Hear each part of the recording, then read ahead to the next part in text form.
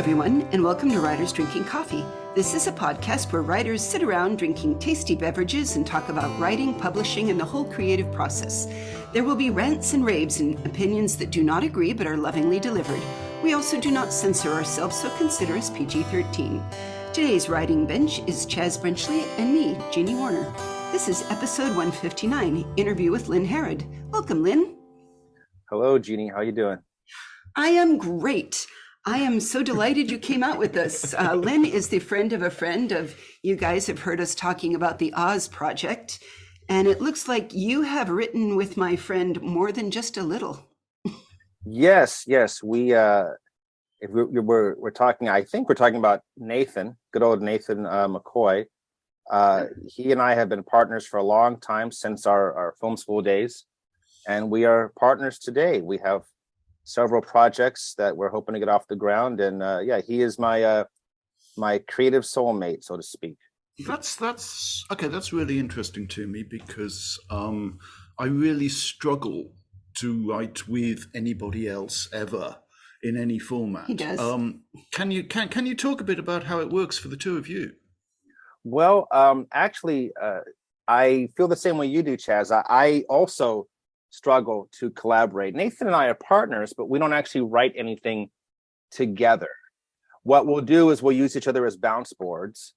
And if it's a Nathan McCoy story, he'll bounce ideas off me and vice versa. But no, we actually don't collaborate in anything because I'm with you. I kind of want to steer the ship myself, and I go to people I trust for feedback, and he's one of the top of the list kind of guys. Okay, but that again leads me into interesting questions because you're a screenwriter, among other things. Mm-hmm. And my notion of I do not do that, but my notion of screenwriting is that it's always collaborative.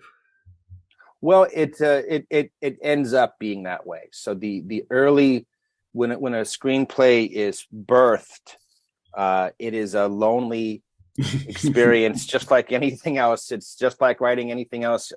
Late night, hours and hours every night by yourself. The collaboration begins when the script is actually put into pre-production, and then it's highly collaborative.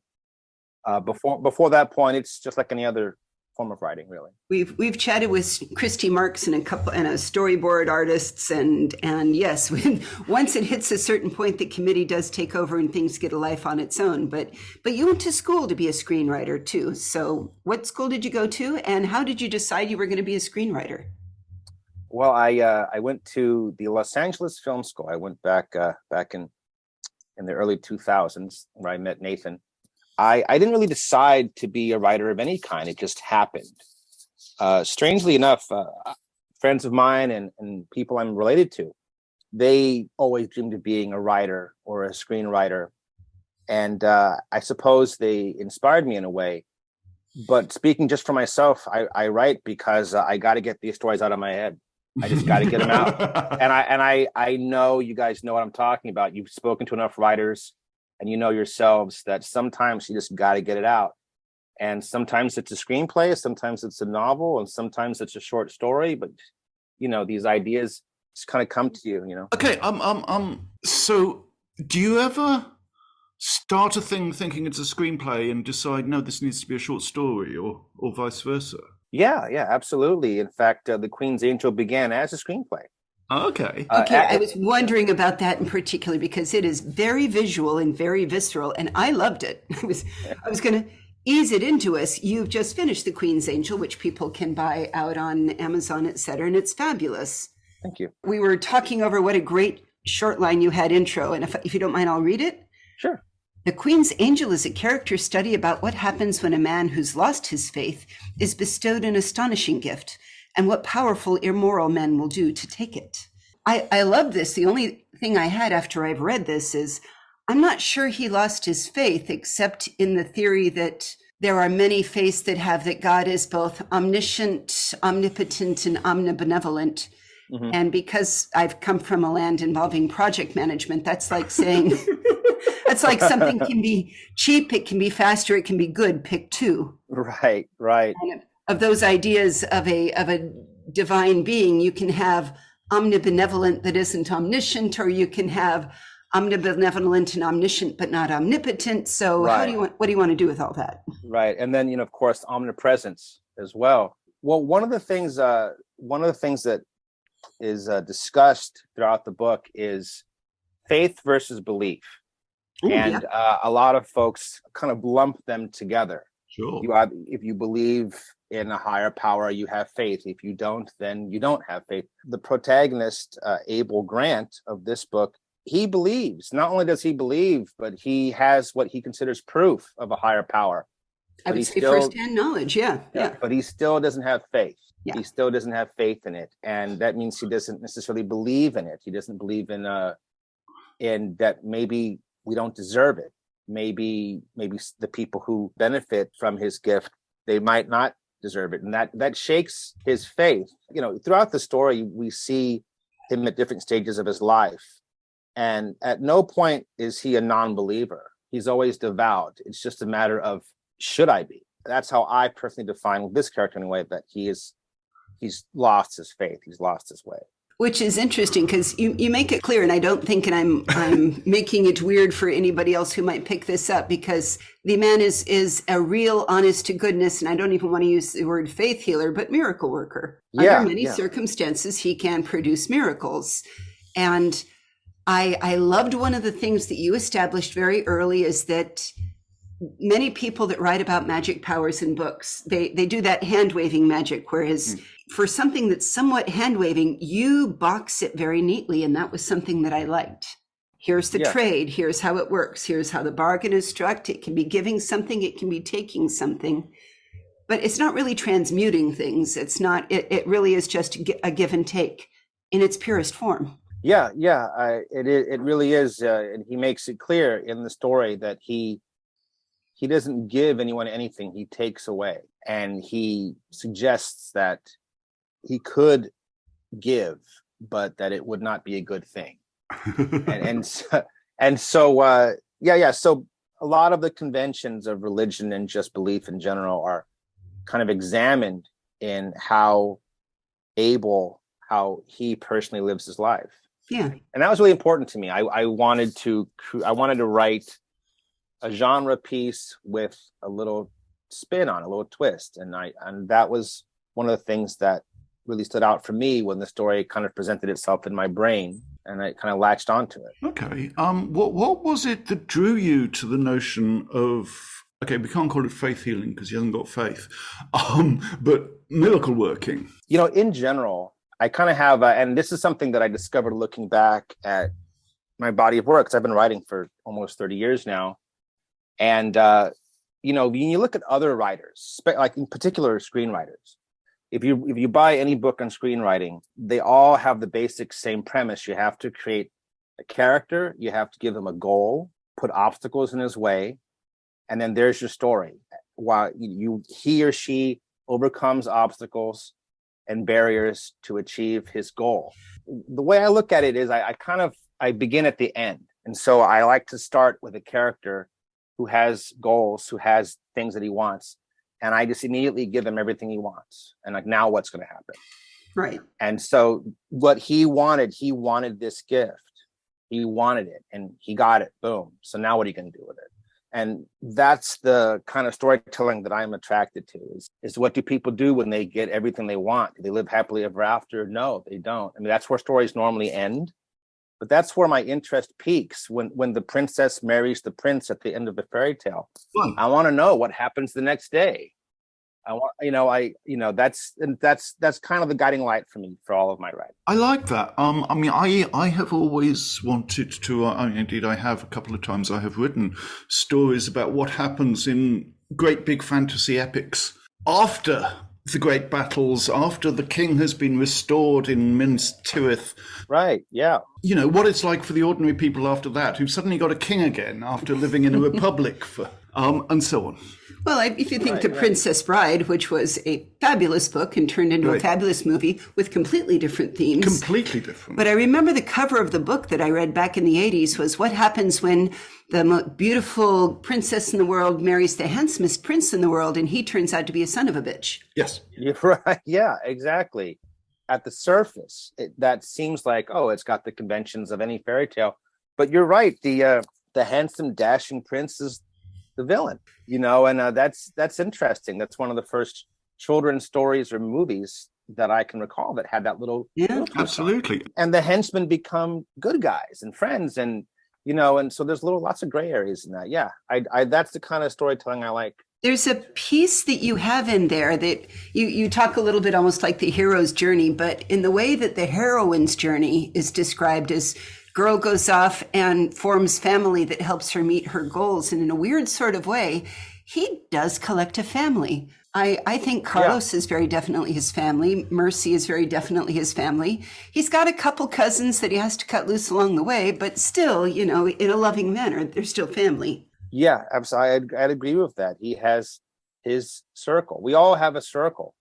I love the ghost of his dead wife. I think I was a little in love with her at the beginning. Yeah, that's something that surprised me. I really subscribe to the Gardner philosophy of writing, where I almost feel like someone else is writing it and I'm just reading the pages every day. And I was surprised by the Regina, Abel's wife. As I was writing it, I was like, "Oh, okay, so she's here in his living room, but she's not really here. That's interesting." Dead. But she's dead. Yeah. It's collected and connected to a compliment I wanted to throw your way based on other things I've read recently, in that I liked that with this gift, you gave us the box and you explored it and the good and bad. So we really understand it. And there's a ghost, and you don't make lots of ghosts in the theme. You don't say anything. It's just, you choose carefully what to explain and help me understand, and what doesn't need to, that keeps the mystery and fun alive. And I thought that was really nicely balanced. Thank you for that. Yeah, I think if I had any kind of motivation for that, is that I didn't want a definitive answer. Is Regina a ghost, or is she a figment of Abel's imagination? I wanted the reader to kind of fill that in. And so the best way to do that is just to play out the scene from his point of view and let the reader kind of figure it out. I mean, the first chapter of the book is actually, it's almost directly lifted from a short story from another one of my books. I have a collection of short stories. I wrote it in a way that he has 3 visitors come see him at the motel. And the first 2 visitors, he heals them, but it's not clear if he truly does, or if it's just a massive placebo. Right. And by the 3rd one, it's pretty clear that there is something going on. And in the novel, I added an extra detail that Carlos experiences it secondhand. And because up until that point, Carlos was going completely on faith. He was just following Abel on a mission. But starting at that moment, he sees firsthand that his belief is based on something that is genuinely happening. And this is the short story in Of Gods and Devils and All in Between? Yes. Book 1 of that series. I was wondering, because now I have to go read it, you see. Right? As I said, I have to send you a copy. I wrote a triptych called Of Angels, Silence, and Coffee, which is why I feel so close to you right now. Yeah, Gods and Devils and All in Between. The very last story in that book is The Queen's Angel. And it's just the first scene of the novel, at a day in the life of our main character. Right. And when you wrote the short story, was that all you had in mind? And did it become a novel later? Well, earlier I mentioned to you that this began as a screenplay. Screenplay, yeah. Right. It began as a screenplay for a short film. Which would just be that day, yeah? It would just be that day. Right. And it was gonna end with the end of that day. And then from there it became, I wrote the short story book, and I really liked that short script, and I made it into a short story for the book, and people gravitated toward that story, including people that I do business with and talk with in LA. And so I developed it as a feature-length screenplay. And then I guess I wasn't done with that, and that's when I turned it into a novel. Well, somebody's got to do the novelization of your famous movie. So You do the novelization in advance of your famous movie. I got to know who's going to play Carlos, because I'm a little in love with Carlos. Oh, well, there are a few ideas, but there is an actor that I'm actually friends with named Mark Dacascos. Okay. And he's read the screenplay, and he gave me some really valuable insight on a few little scenes. He's one of those folks I mentioned earlier that he's highly intelligent. And I trust his input.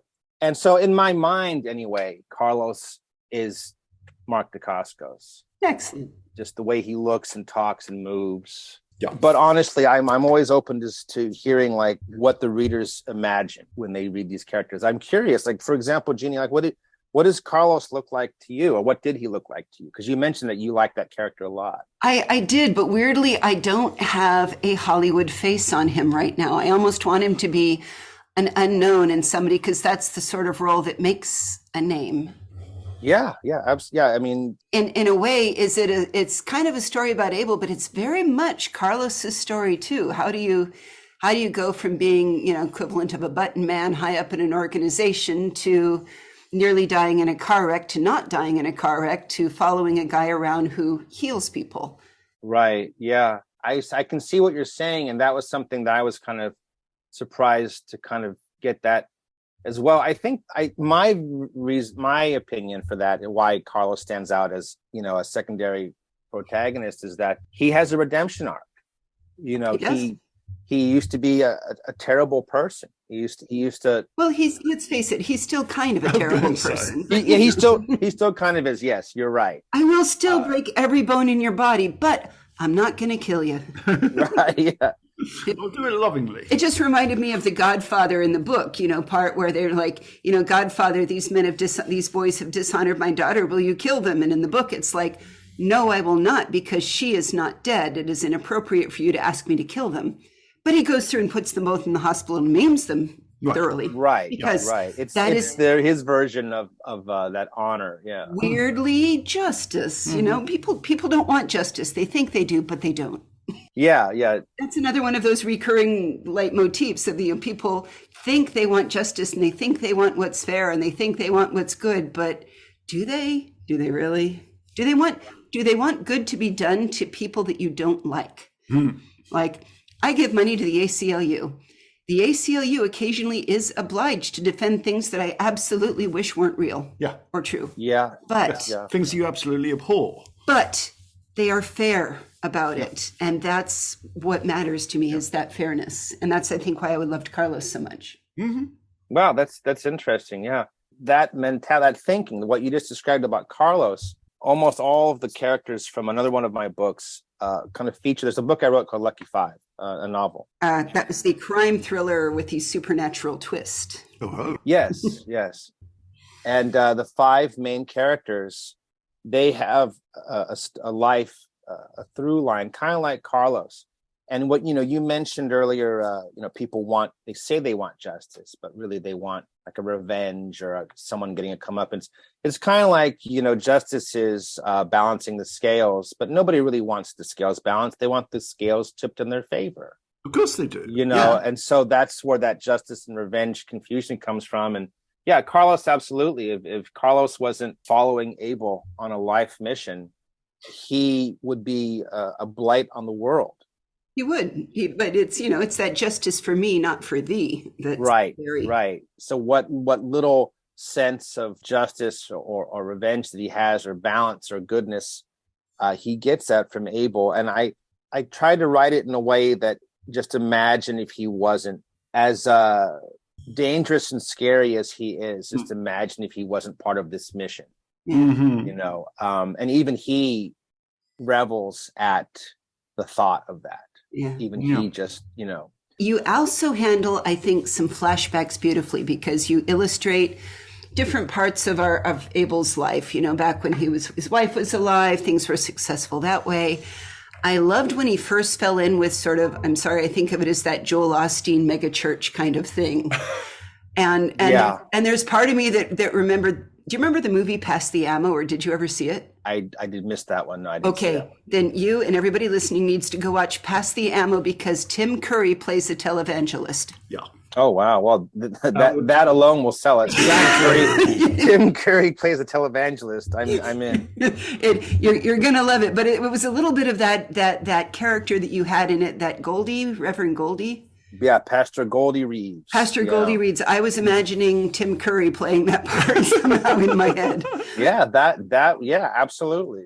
It was that moment of the okay, I can make money off of you. And it was a very powerful, visceral scene for me when he gets up there and like, how long have you been carting your dead daughter around was just the best Yeah, you yeah. moment that was so neat. And like, I want to believe, and I want to believe in you, but that was pretty much a recurring leitmotif of, I want to believe in you, but only on my own terms.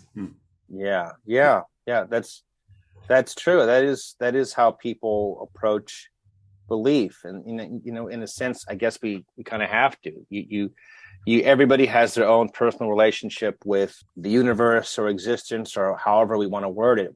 There's a separate religion for every human being on earth. Yeah, that's like no two people ever actually read the same novel, because your internal mind transmutes it in different ways. Similarly, no two people actually have the same faith. Right. Yeah. Not exactly. I mean, I was thinking about this also in terms of some of the bad guys that they go from, I don't believe in you, to I don't believe you can do anything, to now I can believe you can do everything. And it just struck me a little bit as there a certain mental type, ever so slightly narcissistic or sociopathic, that can only really handle absolutes. They don't really do limited tool use. They don't do nuance. Yeah. I'm glad you picked up on that. Yeah, there are characters that are cynical and cynical and cynical and cynical, and suddenly they're all in. Mm-hmm. Yeah. Because that really is how they view life in terms of black and white. We're talking about like Brennan, who is one of the antagonists of the story, and we have David. That old saying, they're hammers and they see everything as nails. Yeah. Yeah. And so they would be the most cynical people, but then once they turn that corner, they're completely all in. But what hasn't changed, that doesn't, and this is another recurring motif, is just because they now believe, just because they now have been shown this miraculous thing, that doesn't automatically make them good. That doesn't change it does not, because their morals at all. If you think about it, here's a bunch of bad guys, including that big mega church pastor from the flashback. These are people that know beyond a shadow of a belief that there is something beyond the physical world. And you can call it God, you can call it angel, you can call it, miracles, magic, you can call it a teapot orbiting Venus. Right. Whatever it happens to be that is the source of this thing, right. You now have to acknowledge that something is different than how you thought it was. Mm-hmm. And I loved the character type, and I think I'd seen it before, but I loved how you did it for not just one bad guy. There isn't like one bad guy to defeat the boss fight and it's over.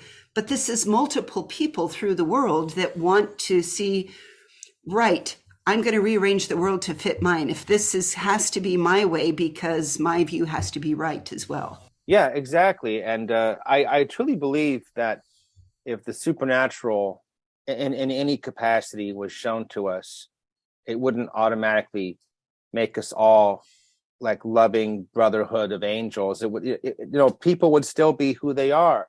I take a look at Yosemite. That's the first thing that pops in my head. Some people look at Yosemite and it's this breathtaking, majestic place, and other people look at it and say, "Damn, I wish I could build a shopping mall there." I wish that I could, because I could build condos here and make so much money. Who wouldn't want to live in Yosemite in a nice condo looking over the Half Dome? Yeah. So you show something astonishing to people, and there's still going to be good and bad, ulterior motives, and so forth. And I think it's the same thing with miracles and with the impossible happening. And that seems to be a recurring thread in all of my writing. It's you draw people that are still, regardless of everything, fundamentally people. Abel is still just this guy who can make mistakes, who can fail. And I liked that all of it are very real human characters, which is why, if I ever get magic powers, you can be sure there's not very many people that are ever going to know. So yeah. What are you working on now? Well, right now I'm working on a screenplay based on another short story of mine. In the Gods and Devils book that we mentioned, there's a short story called Personal Devil. And I am turning that into a feature screenplay. And Nathan McCoy and we are collectively Only Human Productions. Mm-hmm.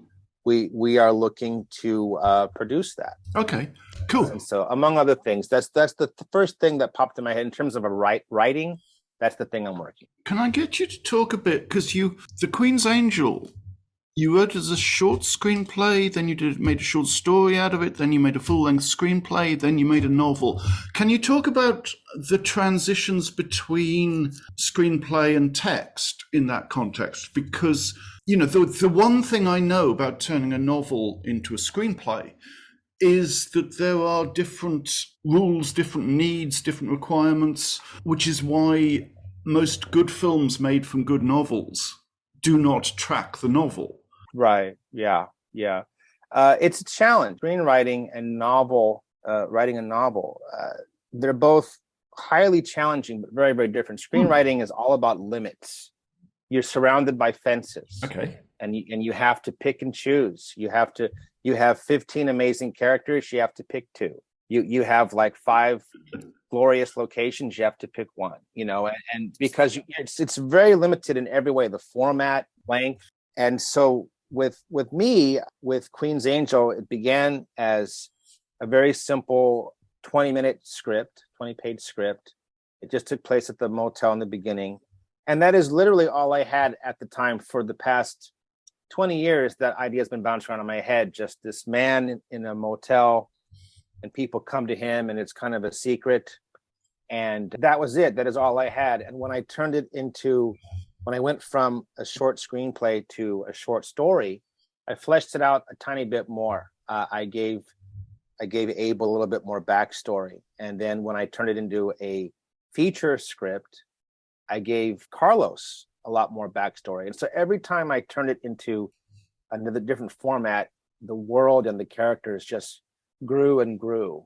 And I think that was part of the reason why I did it, was because I wanted to explore Carlos's backstory, and I wanted to explore in great detail, Abel's story. Yeah, absolutely. It's an unusual way to progress from short script to short story to long script to novel. And I am intrigued because usually, I hear screenwriters talking about, as you say, cutting, limiting, drawing lines, and you seem to have taken the reverse direction, where you could expand and reach and stretch and gather more. I really like that. Right. Yeah. What my screenplays don't come from larger material. They're usually original. I've written a couple dozen of them, and they were all original screenplays. And so when I wrote, like Lucky 5, for example, is another novel I wrote that's based on a screenplay. It was a screenplay for a feature-length film, and it got a lot of traction back in the mid-2000s. I got a lot of meetings out of it. And I chose that as my first novel because so many people gravitated towards it. Queen's Angel was not on the radar at all until people began talking about it a lot. And so I thought, well, maybe this is worth exploring. And so that came next. I actually have a roadmap of everything I'm going to write until the day I die. And, I do. I opened up Apple Keynote, which is Apple's version of PowerPoint, and I just made a little map of everything I'm going to write for the next, I think, like 8 years. And Queen's Angel was several years down the road, and I bumped it up because I just felt like I got to do it.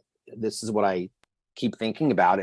I was actually trying to write something else, but I kept thinking about Queen's Angel and Abel and Carlos. And I just switched. And I really believe in that. I really believe in, on one hand, I believe in the discipline of a writer. But on the other hand, I believe in, like, look, if you're not feeling it, put it aside, come back to it later when you do.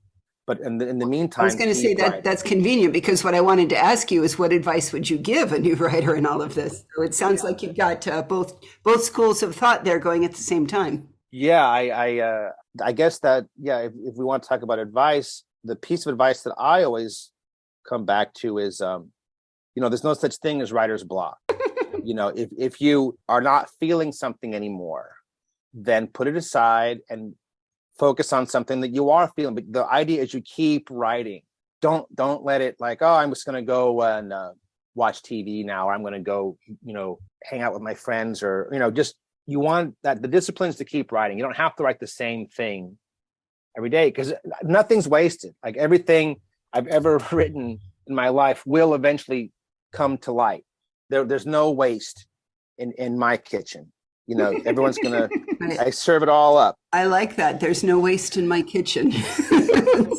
I once read that writer's block is like a roadblock. What do you do when you encounter a roadblock?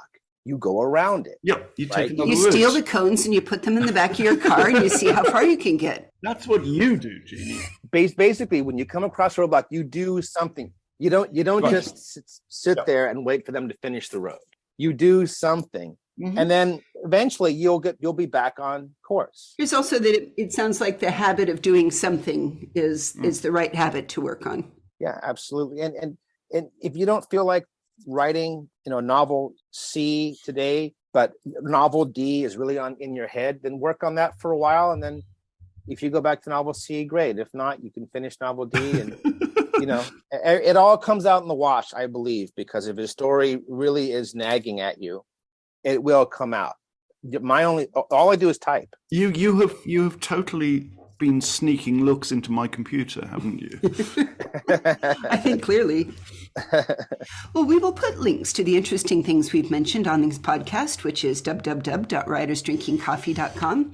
Lynn, thank you so much for joining us today. This was fun. Yeah, thank you for having me. This was great. I can't wait. I think we're going to have you back to maybe talk about Concepcion and some of the other projects you've been working on too. Oh, hell yeah. And I want to talk to you about self-publishing as against, all the other kinds as well. Yeah, absolutely. I'd love to. You're just going to have to come back. Afraid we'll see you again. Wonderful. Thank you again. You've been listening to Writers Drinking Coffee, a labor of love and enthusiasm put together by the hosts. Our main web support magic is Deirdre Schween, and our sound engineer and backup web spiders are David Welsh and John Schmidt. Our intro music is Pretty Maid Milking a Cow, and our exit music is Breakfast with a Morning Person, both by Michael Engberg. Our podcast sponsors are Jackal Designs, the Bean Scene Coffee House, and Arm Street. And hey, thanks for listening.